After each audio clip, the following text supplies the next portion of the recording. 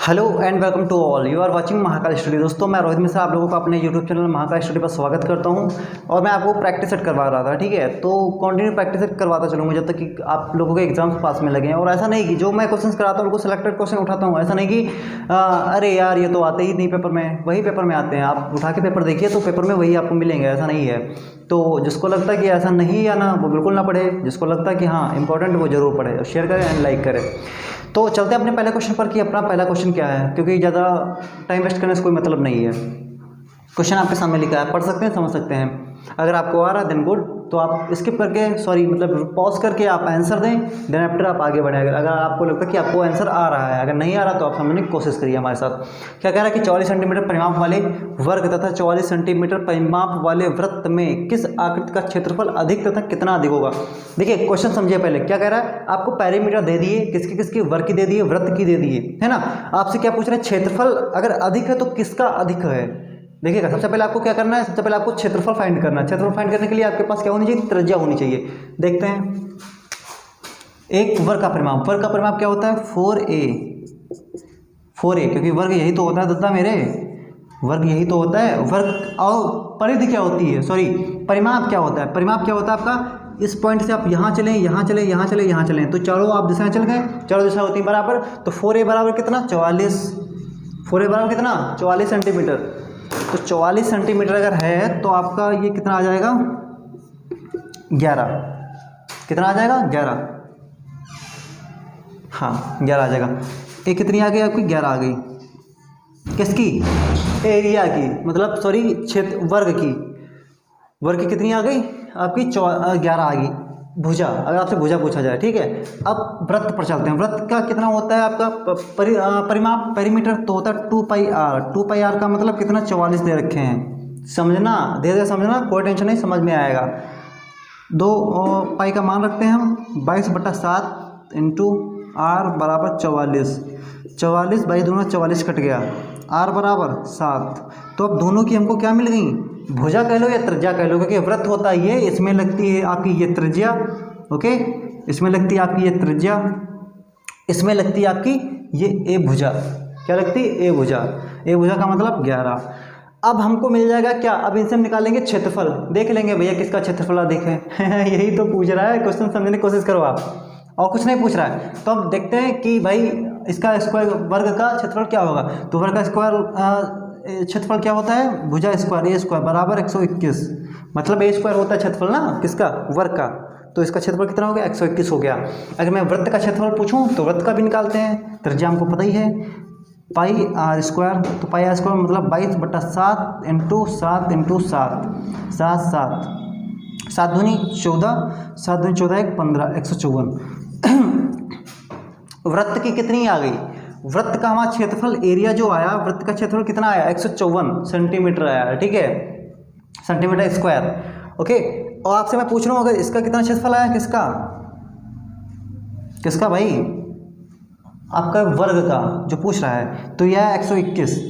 अब देखते हैं ये क्या पूछ रहा है कि किसका क्षेत्रफल अधिक है, और अधिक है तो कितना अधिक है, घटा लेंगे भैया, क्या करेंगे 154 माइनस 121 घटा लो, 4 में से गया 3, 5 में से 2 गया 3, 33 सेंटीमीटर स्क्वायर, किसका अधिक है, वृत्त का अधिक है, किसका अधिक है, वृत्त का अधिक। तो आंसर आपका कितना होगा, वृत्त का कितना अधिक है, 33 सेंटीमीटर स्क्वायर। आई होप ये क्वेश्चन आपको समझ में आया होगा।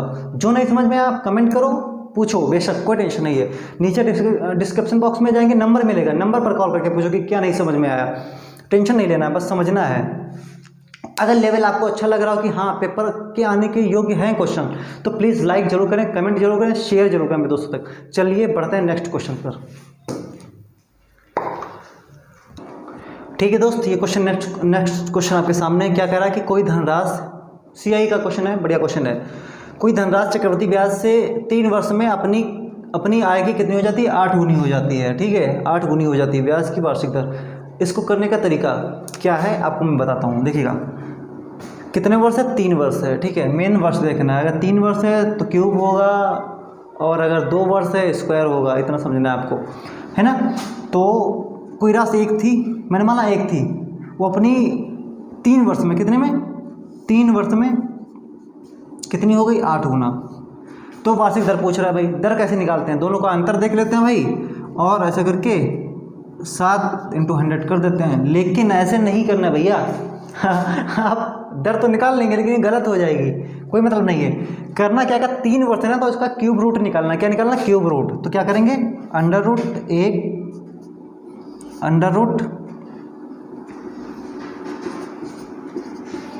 8, तो क्या आ जाएगा? 1 2। समझना मेरी बात, 1 2 रेशियो आ गया ना। अब निकालो अंतर कितने का? 1 का। कितने पर? 1 पर इंटू 100। आंसर कितना आ जाएगा? 100%। क्या है? दर आपकी। क्वेश्चन नंबर 2 इंपॉर्टेंट क्वेश्चन था, थोड़ा इजी था, लेकिन मैंने बताया क्यों? क्योंकि आप लोगों के मुझे क्या कॉन्सेप्ट जो है रिकॉल कराना। देखो आता सबको सब कुछ है भाई, जो भी तैयारी करा, जो भी लगा है प्रिपरेशन में, उसकी तैयारी तो बढ़िया बेस्ट है ना। लेकिन अगर आपको मैं अच्छे से क्वेश्चंस एडवांस के, अरिथमेटिक के, मिक्सअप सबके चलाता रहूँगा ना, तो आपके क्वेश्चन रिकॉल होते रहेंगे। हाँ ये क्वेश्चन यार बढ़िया क्वेश्चन है, तो ऐसे ऐसे आपकी प्रैक्टिस अच्छी होती चली जाएगी ना। तो प्रैक्टिस करना, आपको टेंशन नहीं रहना। तभी मैं टॉपिक वाइज लेके नहीं चला, प्रैक्टिस करवा रहा हूँ कि हर एक चैप्टर आपको मिलता चले। चलिए बढ़ते हैं नेक्स्ट क्वेश्चन पर। ओके दोस्त, ये क्वेश्चन है, बहुत बेस्ट क्वेश्चन है, अच्छा क्वेश्चन है। आपको लगाना है क्या है? एक तार को जब एक वर्ग के रूप में मोड़ा जाता है, ठीक है, एक तार को जब एक वर्ग के रूप में मोड़ा जाता है, तो उससे घिरा क्षेत्रफल कितना हो जाता है आपका? 484 सेंटीमीटर हो जाता है स्क्वायर। ठीक है, तार द्वारा घिरा क्षेत्रफल क्या होगा यदि इसे वृत्त के रूप में मोड़ा जाए? देखिए थोड़ा घुमाऊ क्वेश्चन है, लेकिन बढ़िया क्वेश्चन है। घुमाऊ है लेकिन बढ़िया है। ऑप्शन आपके सामने, ऑप्शन से जा सकते हैं आप। और जिनको लगता है कि आ रहा क्वेश्चन, तो प्लीज़ पहले आंसर दें, देन आफ्टर आगे बढ़ें। और जिनको लगता है कि हाँ बढ़िया क्वेश्चन, तो समझने की कोशिश कीजिए। जब एक तार को जब एक वर्ग के रूप में मोड़ा जाता है, तब कितना उसका क्षेत्रफल होता है? इतना वर्ग। कहीं ना कहीं ये क्या दिया है? वर्ग का क्षेत्रफल। वर्ग का क्षेत्रफल क्या होता है? भुजा स्क्वायर। तो भुजा स्क्वायर का मतलब भुजा, भुजा ये कितना है? ए स्क्वायर बराबर कितना दे दिया आपको? 484। तो आपकी भुजा कितनी आ गई? 22 आ गई। Now clear? तो इतना क्लियर हुआ आपका। ओके, अब आप क्या करेंगे? आप इसका निकाल लेंगे क्या? इसका आप निकाल लेंगे वो पेरीमीटर। क्या? पेरीमीटर। पेरीमीटर कितनी होती है? 4a। तो 4a कितनी हो जाएगी आपकी? 22 दूना, सॉरी 22 चक्को 88। ये आपके आ गई पेरीमीटर। तार द्वारा क्षेत्रफल क्या होगा यदि इसे वृत्त के रूप में मोड़ा जाता है? वृत्त, तो वृत्त का क्षेत्रफल तो आपको पता ही होगा ना क्या होता है। तो वृत्त का क्षेत्रफल कितना होता है? वृत्त का क्षेत्रफल आपका होता है पाई आर स्क्वायर। एक मिनट, सबसे पहले आपके पास क्या है? पेरीमीटर। तो वृत्त की परिधि क्या होती है? वृत्त की क्या परिधि? तो 2 पाई आर से पहले आपको देखिएगा, आप तब तक उसका क्षेत्रफल नहीं ज्ञात कर सकते जब तक आपके पास त्रिज्या नहीं है ना। आपके पास देखो वो था भुजा स्क्वायर दिया था, मैंने भुजा ज्ञात करी, भुजा से मैंने परिधि ज्ञात करी। अब क्या कर रहा है? ये तो उसका घिरा क्षेत्रफल कितना है? तार द्वारा क्षेत्रफल क्या होगा यदि उसके वृत्त मोड़ा जाता है वृत्त के रूप में? तो वृत्त की परिधि क्या होती है? 2 पाई आर। और परिधि कितनी दे रखी है हमको? 88। तो क्या कर लेंगे? ये आ जाएगा 2 22/7 इंटू आर इंटू 88। तो 22 44 दूना 88। तो आर का मान कितना आ जाएगा? तो आर का मान आपका आ जाएगा 14। आर का मान कितना आ जाएगा? 14 आ जाएगा। आर ज्ञात हो गया। अब क्या पूछ रहा है कि वृत्त का क्षेत्रफल। अगर वृत्त का क्षेत्रफल तो क्या होगा? तो बस वृत्त का क्षेत्रफल निकाल देना। क्या होता है वृत्त का क्षेत्रफल? पाई आर स्क्वायर। तो पाई आर 22/7 आर स्क्वायर 14 इंटू 14। तो क्या करना? 7 दूनी 14 2 14 दूनी 28। तो 22 इंटू 28 गुणा कर लो भैया। तो कर लो जैसे करना हो भाई, आपको जो उसे लगता हो। 28 दूना 56, 56 के अच्छे हासिल है 5। 28 दूना 56, 56 और 5 60, 56 5 61। टेंशन नहीं लेना यार, बस कैलकुलेशन करना आपको। कितना आ जाएगा? Centimetre square. आई होप ये सब क्लियर होगा। आप ले सकते हैं इसका स्क्रीनशॉट, जहाँ पर समझ में नहीं आया समझ आप पूछ सकते हो, कमेंट कर सकते हो। तो इतना आपको समझ में आ गया होगा। अच्छा क्वेश्चन है, आपके पेपर में आने योग्य है। बढ़िया, ठीक, बढ़ते हैं नेक्स्ट क्वेश्चन पर। ओके फ्रेंड, ये क्वेश्चन आपके सामने जो कि बहुत बढ़िया क्वेश्चन है। क्या कह रहा है कि एक वस्तु का क्रय मूल्य क्या होगा? क्रय मूल्य ज्ञात कीजिए जो 57 से 1/7% लाभ पर बेचा जाता है। तो लाभ पर 1210 रुपये में बेचा जाता है। तो क्या पूछ रहा है कि आपसे पूछ रहा है क्रय मूल्य कि कितने का खरीदा गया था, है ना, और बेचा कितने का गया? बेचा इतने के लाभ में रुपए में बेचा जाता है। तो आपको सेलिंग प्राइस दे रखे हैं। तो सबसे पहले हम इसकी वैल्यू फाइंड करेंगे। 57 यहाँ 57 होगा, सॉरी 55 नहीं होगा, वरना वैल्यू ही नहीं आएगी, गलत आएगी, फिर डेटा गलत हो जाएगा। तो 57 सही 1/7। तो 57 से 1/7 की फ्रैक्शन वैल्यू कितनी होती है? 57 सही 1/7 की फ्रैक्शन वैल्यू आपकी होती है 4/7। कैसे? 14 सही 1/7 की वैल्यू कितनी होती है आपकी 1, ठीक है। तो 14 चक्कू 56 एक पास में, तो 4 कहीं ना कहीं 4 के आसपास आ रहा है, तो 4/7 हो जाती है आपकी वैल्यू। और इनको आपको जोड़ के क्या बनता है? Selling price. इतने पर खरीदा, इतने के लाभ पर बेच दिया, तो क्या हो गया? सेलिंग प्राइस हो गया। तो क्या कह रहा है कि लाभ पर बेचा गया, तो 7 की उसने खरीदी थी, 4 लाभ देके बेच दिया, तो कितने की बेच दिया? टोटल 11 की बेच दिया। कितने की? 11 की। फैन ऑफ कर दो जाके, ठीक है। तो 7 की उसने खरीदी थी और 4 लाभ लेके उसने बेच दिया, तो कितने का ओवरऑल बेचा उसने? 11 का बेचा, 11 का। तो 11 रुपये का उसने बेचा, मतलब यूनिट में मान लेता हूँ 11 यूनिट का बेचा। कितने रुपए का बेचा? 1210 रुपये का बेचा। इतनी बात आपको समझ में आई? तो 1210 रुपये, तो 1 यूनिट की वैल्यू कितनी होगी? 11 कम 11, 11 कम 11, 11 कम 11, 0 आ गया। तो 1 यूनिट की वैल्यू आपकी मिल गई 110 रुपये। ओके, अब क्या पूछ रहा है? तो उसका कॉस्ट प्राइस पूछ रहा है, क्रय मूल्य पूछ रहा है। कुछ नहीं करना है, क्रय मूल्य हमेशा नीचे होता है। जब क्वेश्चन में अगर स्पेशली बोला जाता है ना कि क्रय मूल्य हमेशा सीपी नीचे ही होगा, अगर बोला जाता है कि क्वेश्चन में कि विक्रय मूल्य, तो नीचे विक्रय मूल्य तब हो जाता है, वैसा नहीं होता है। कुछ नहीं, आपको 110 की गुणा कर देना है 7 से, आंसर आ जाएगा 0। 7 कम 7, 7 कम 7 रुपये। तो ऑप्शन नंबर ए सही है आपका। आई होप क्वेश्चन आपको समझ में आ गया होगा। बढ़िया क्वेश्चन था। परसेंटेज प्रॉफिट लॉस से ज़्यादा क्वेश्चन पूछे जाते हैं पेपर में। चलिए अगले क्वेश्चन बढ़ते हैं हम। ठीक है, क्वेश्चन आपके सामने है। मुझे लगता है आप सभी लोग बहुत काबिल हो, तो ठीक है, इसका आंसर आप पहले मुझे कमेंट बॉक्स में दो। मैं देता हूँ आपको 10 सेकंड टाइम। 10 सेकंड के अंदर आप इसमें कमेंट में टाइप कर दो। चलिए मैं 30 सेकंड दिया आपको, आधा मिनट दिया, आधा मिनट के अंदर इसका आंसर कमेंट में दे दो। देखता हूँ कितना कौन काबिल होता है ना। चलिए आप बताओ। क्वेश्चन आपके सामने बढ़िया है कि एक पावर सबका क्यूब रूट है, 1 × 2 × 3 10 तक है, इसमें कितने जीरो होंगे आपको ये बताना है। तो आप सब लोग काफ़ी काबिल हैं। 30 सेकंड दिया मैंने आपको, 30 सेकंड में आपको बताना है।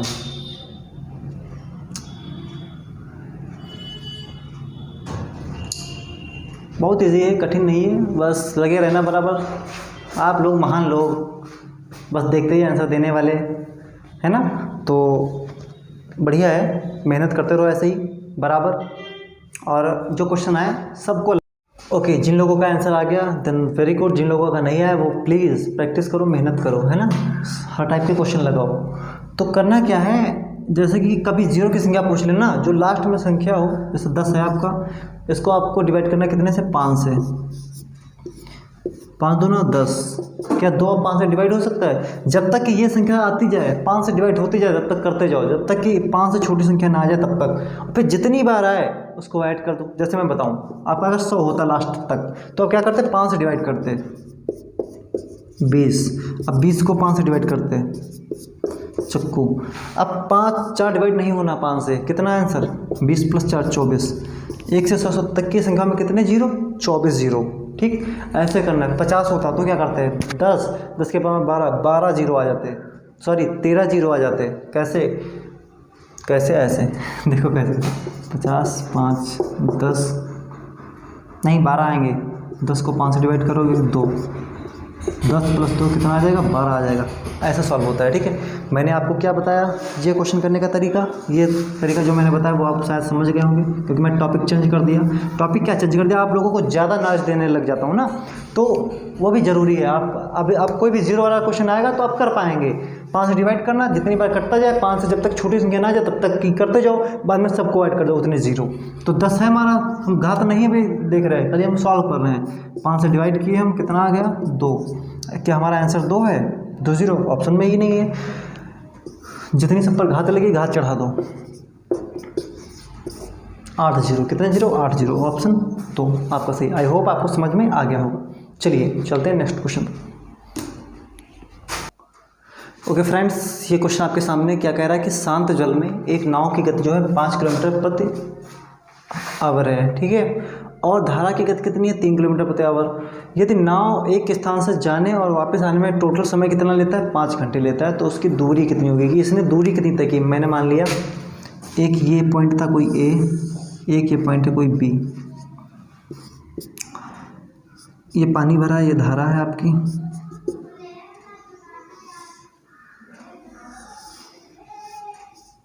नाव में बैठो कभी, ये मैं बैठा हूँ, आपको नहीं बिठाने वाला मैं, खाली मैं ही बैठूँगा, मैं ही चलाऊँगा, आपको नहीं बिठाना। तो ये नाव है भाई, तो ये सब पानी भरा है नीचे, पानी इधर को बह रहा है, पानी इधर को बह रहा है, तो ये जब जाता है तब तो किस दिशा में जाता है, जब जाता है किस दिशा में जाता है, अनुकूल दिशा। ये क्या होती, पानी की जो दिशा होती है वो होती है कि अनुकूल दिशा। ये आपको पता होगा शायद, जो तैयारी कर रहा है उसको पता होगा, जो नया बच्चा जुड़ रहा है उसको नहीं पता होगा, जो इंटर के निकला उसको शायद ना पता हो, लेकिन तब भी वो 8-9 में पढ़ता है, 1-2 क्वेश्चन आते हैं इस टाइप के। ये अनुकूल दिशा हो जाती है पानी की दिशा में, ये हो जाती है जब वो इधर से वापस आता है ना। देखो एक बार तो इसको अनुकूल दिशा में ही जाना है, लेकिन एक बार विपरीत दिशा में, मतलब प्रतिकूल दिशा में आना ही आना है, ठीक है। अनुकूल दिशा एक होती है प्रतिकूल दिशा। अनुकूल में क्या होता है, नाव धारा की चाल जुड़ जाती हैं, और प्रतिकूल में क्या होता है, नाव और धारा की चाल घट जाती है, बस इतना ही अंतर होता है। तो इतनी समझना है आपको, ज़्यादा नहीं समझना है। जब मैं टॉपिक पढ़ाऊंगा विधिवत आपको हर बात बताऊंगा, लेकिन जब तक के सवाल है खाली सवाल मैं समझा दूँ, और इस पर बेस्ड जितने वो हैं कॉन्सेप्ट में बता दूँगा, कोई दिक्कत वाली बात नहीं है। सो इतना आपको समझ में आ गया। तो है क्या, गति दे रखी, टाइम दे रखा, दूरी पूछ रहा है ना। तो एक फार्मूला आपका होता है, समय बराबर चाल बट्टे समय बराबर चाल बट्टे सॉरी दूरी बट्टे चाल, दूरी बट्टे चाल, यह फार्मूला होता है। समय हमको क्या दिया है, हाँ समय दिया है, कितना दिया है, कह रहा है टोटल आने जाने में टाइम लगता है। टोटल का मतलब कह रहा है वो जाता है फिर आता है, तो टोटल का मतलब प्लस हो रहा है ना, प्लस इतनी, ये तो बात आपको कंफर्म हो रही है। ये नाव गया वापस आया, इसको मैं अब मिटाता हूँ, ठीक है, क्योंकि खाली समझाने के लिए मैं बनाया, इसका कोई विशेष काम नहीं है, आपको समझने के लिए होता है। ये मैंने समझा दिया कि आने में अगर जा रहा है धारा की दिशा में तब तो जुड़ जाएगा, लेकिन आ रहा है धारा की दिशा में तो क्या होगा, तो घट जाएगा। तो दोनों की चालें आपको पास में दे रखें। तो समय कितना आपका है, 5 घंटे। क्या कह रहा है, दूरी पूछ रहा है ना, दूरी मैंने क्या बताया, दूरी बट्टे चाल। चाल कितनी है भाई, जब नाव और धारा एक मतलब अनुकूल दिशा में जाता है तो क्या होगा, 5 होते हैं जुड़ जाएंगे, 8 हो जाएगी चाल, प्लस फिर दूरी, क्योंकि 2 दूरियां हैं भाई, हमको 2 बार निकालना है। अब क्या होता है, अब क्या होगा, अब विपरीत दिशा में वापस आ रहा है, अब क्या होगा, 5 में से 3 घट जाएगा, कितना हो जाएगा, 2 हो जाएगा। क्या एलसीएम नहीं ले सकते इसका, ले सकते हैं, कितना आएगा, बस ऐसे कर देंगे, टन टना टन टन, मतलब क्रॉस मल्टीप्लाई कर देना है। लासा ले लो, सबसे बढ़िया है। तो 8 8 एकम 8 मतलब डी, प्लस 2 चौको 8 4 एकम 4 डी बराबर 5। अब इतना दिख रहा होगा, अब यहाँ पर सॉल्व करता हूँ मैं, तो आपका आ जाएगा ये डी 4D कितना हो जाएगा, 5D बटे 8 बराबर 5 5 5 डी बराबर 8 किलोमीटर। कितना आ गया भाई आंसर, 8 किलोमीटर। आई होप आपको क्वेश्चन समझ में आ गया होगा। क्वेश्चन बहुत बढ़िया था, बोर्ड एंड स्ट्रीम का है, बहुत अच्छा टॉपिक है, मैंने पढ़ाया है, आप प्ले लिस्ट में जाके देखो, मैंने पढ़ाया है इसको, आपको समझना है, बहुत मस्त टॉपिक है। शायद मैंने लाइव मतलब चेहरा दिखा के नहीं पढ़ाया है, कॉपी पर पढ़ाया है, लेकिन बढ़िया पढ़ाया है, स्टार्टिंग में पढ़ाया था मैंने। चलिए फिर से पढ़ा दूंगा, कोई टेंशन वाली बात नहीं, बस बने रहना आपको, ठीक है। अगर वीडियो अच्छी लग रही है तो दोस्तों लाइक करो, शेयर करो, कमेंट करो, है ना, मुझे थोड़ा मोटिवेशनल मिलता है कि हाँ आप लोग पढ़ रहे हैं, देख रहे हैं, आपको समझ में आ रहा, मैं आपको समझा पा रहा हूँ।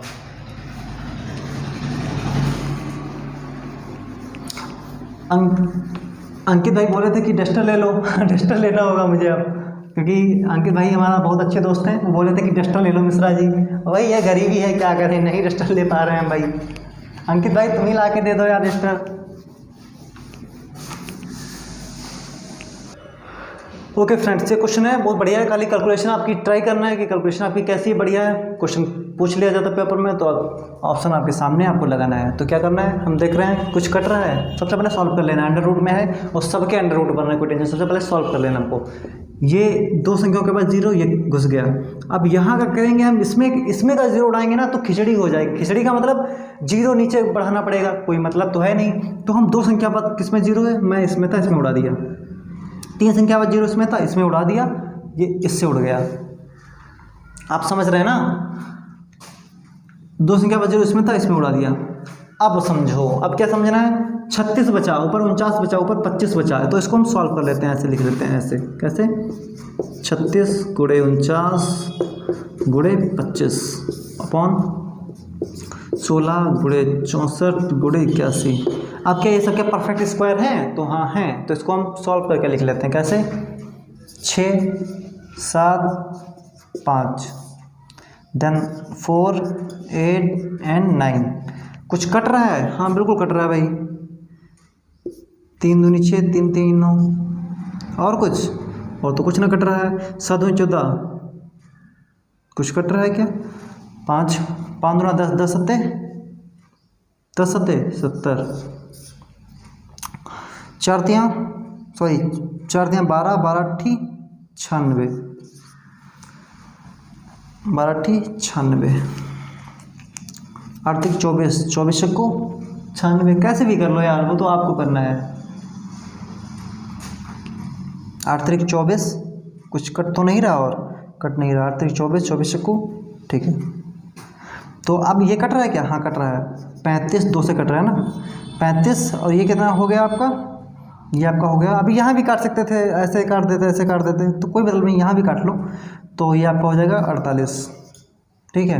तो आंसर आपका कौन सा आ गया, 35/48, 35/48। ऑप्शन नंबर 1 आपको समझ में आ गया होगा। अगर कहीं पर भी आपको समझ में नहीं आया ना, तो आप तुरंत कमेंट करो कि यहाँ पर मुझे समझ में नहीं आया, और क्या आपको समझ में नहीं आया। तो परेशान होने की समस्या नहीं है, आप खाली वही चीज़, किसी भी चीज़ का सलूशन ढूंढो, ना कि उससे परेशान हो, ना कि उससे भागो। अगर आपको मैथ नहीं आती ना, तो ज़्यादा से ज़्यादा पढ़िए भाई, तभी आएगी। देखिएगा, ये मत सोचे कि अगर ये सब्जेक्ट हमको नहीं आता तो हम जो है इससे दूर भागें। दूर भागोगे उतना कम आएगा और आप कुछ जीवन में नहीं कर पाएंगे। तो सबसे पहली बात ये है, जो आपको ना है ना, उसको टाइम ज़्यादा दो। जैसे आपको जीएस आ रहा है ना, तो आप जीएस पर टाइम कम दो, मैथ पर टाइम ज़्यादा दो। आपको रीजनिंग नहीं है तो रीजनिंग पर टाइम ज़्यादा दो, और मैथ पर कम दो अगर आपको मैथ आ रही है फिर। तो 1 2 हर व्यक्ति के पॉपुलर सब्जेक्ट होते हैं कि उसका फेवरेट है भाई, उसको ज़्यादा अच्छा आता है, जल्दी समझ में आता है। तो सबके साथ ये होता है, कोई एक के साथ नहीं। हाँ कुछ होते हैं ब्रिलियंट, जिनको सारा सब्जेक्ट अच्छा आता है। चलिए बढ़िया है, तो देखते हैं नेक्स्ट क्वेश्चन। ठीक है दोस्तों, ये क्वेश्चन आपके सामने है। कह रहा है कि एक इसी काम को कह रहा कि यदि ए की कार्यकुशलता बी की कार्यकुशलता से 20% अधिक है। किसकी अधिक है? यदि ए की कार्यकुशलता 20 के कार्य की कार्यकुशलता कितनी 20% अधिक है, ए की ज़्यादा है, ठीक है। तो बी अकेला का किसी कार्य को कितने दिन में करता है? 24 दिन में करता है, कर सकता है। तो ए कितने दिन में करेगा? बहुत ईजी क्वेश्चन है, लेकिन बस इतना याद रखना, मैंने टाइम मैनेजमेंट आपको बहुत अच्छे तरीके से पढ़ाया है, और उसमें ये भी इसी भी टाइप के क्वेश्चन मैंने बताए हैं। तो कार्यकुशलता दी है, ना कि आपका दिन दे रखा है ना। तो ऐसा नहीं है, कार्यकुशलता एफिशिएंसी दे रखे हैं आपको। मैंने जो बताया क्वेश्चन, मैंने समझाया कि सबसे पहले आपको दिन दिया रखते हैं, ठीक है, उसमें आप एफिशिएंसी फाइंड करते हो एलसीएम लेके। इसमें एफिशिएंसी दे रखे हैं, किसकी अधिक है बस, और नॉर्मली आपको ज्ञात कर देना है। 20% का मतलब फ्रैक्शन वैल्यू कितनी? 1/5। यदि ए की कार्यकुशलता बी की कार्यकुशलता से 20% अधिक है, तो ए होगी, बी होगी। ए की अधिक है ना, तो ए की अगर 5 है तो बी की अधिक होगी, कितनी होगी? 1 अधिक होगी, इसकी 6 हो जाएगी भाई। तो ए की अगर आपकी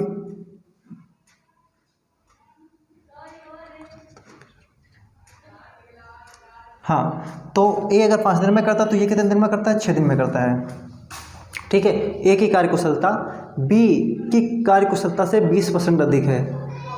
बी की कार्यकुशलता 20%, सॉरी, इसकी आपकी क्या हो जाएगी? इसकी 5 होगी, इसकी 6 होगी। किसकी? ए की अधिक कह रहा है ना, तो ए की अधिक है कार्यकुशलता, लेकिन ये क्या है? एफिशिएंसी दे रखेंगे, ये है आपकी एफिशिएंसी। समझना मेरी बात को, ठीक है। यदि और दिन कितना है, अगर मैं यही इनका वो निकालूं डे, तो डे इनका अपोजिट हो जाएगा, 5 6 हो जाएगा। कितना हो जाएगा? 5 6 हो जाएगा, ठीक है। डे कितने दिन में करते हैं। अब क्या कह रहा है, आप समझो क्वेश्चन को। कह रहा है कि यदि जो पी है वो 24 दिन में करता है, तो बी का कितना है? 24 दिन। बी 24 दिन में कर पाते हैं भाई, हम एक यूनिट की वैल्यू फाइंड कर लेंगे। तो बी कितने दिन में? 24 डे में फाइंड कर पाते हैं, मतलब काम कर पाते हैं, समाप्त कर पाते हैं। तो एक यूनिट की वैल्यू कितनी है? 6 चौक 24, 4 यूनिट, ठीक है। पूछ क्या रहा है, तो एक कितने दिन में समाप्त करेगा भाई? एक की कितनी वैल्यू है? एक की कितनी है? 4, तो 4 से गुणा कर दो, 5 अगर है 4 5 है 20, तो 20 दिन में ये काम सॉल्व कर देगा। आई होप बहुत ईजी क्वेश्चन था, मैंने आपको समझा दिया, बता दिया, क्योंकि इस टाइप का क्वेश्चन पूछ लिया था। तो आंसर आपका कितना हो जाएगा? ऑप्शन बी हो जाएगा। ठीक है दोस्तों, आज के लिए बस इतना ही, मिलते हैं नेक्स्ट क्लास में। और हाँ, अगर आपको वीडियो अच्छी लगी हो, ठीक है, तो दोस्त प्लीज़ लाइक करो, शेयर करो, सब्सक्राइब करो। जो लोग सपोर्ट करते हैं दिल से, उनका तो पूछो ही ना, दिल खुश रहता है उन लोगों पर। जैसे कि शिवांगी, श्रद्धा, राजपूत गर्ल, रुचि पांडे और दीक्षा, खुशी, सोमू, रोली और ज्ञानधारा क्लासेस एंड नीर 143 और जितने लोग कमेंट करते हैं भाई, उनका तहे दिल से धन्यवाद। और ऐसे लाइक करते रहो, शेयर करते रहो एंड सब्सक्राइब करते रहो। मिलते हैं नेक्स्ट क्लास में, तब तक के लिए जय हिंद, बाय बाय, टेक केयर।